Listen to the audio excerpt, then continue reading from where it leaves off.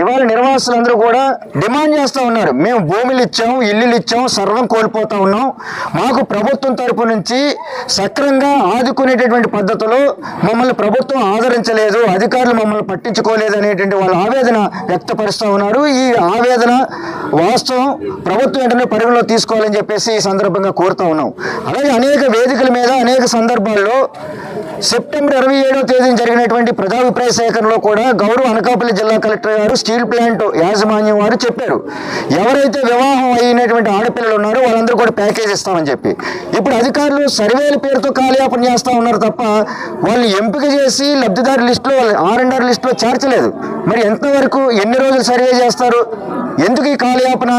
ఇప్పుడే మొదటి లిస్టు విడుదల చేశారు. మొదటి లిస్టుతో పాటు ఆడపిల్లల పేర్లు కూడా చేరిస్తే వాళ్ళకు కూడా ఒకేసారి ప్యాకేజ్ ఇస్తే, ఒకేసారి ఇళ్ల స్థలం ఇస్తే, ఎందుకంటే వాళ్ళు కూడా ఈ ప్రాంతంలో పుట్టి, ఈ ప్రాంతంలో పెరిగి, ఈ ప్రాంతం ఆడపిల్లలు కాబట్టి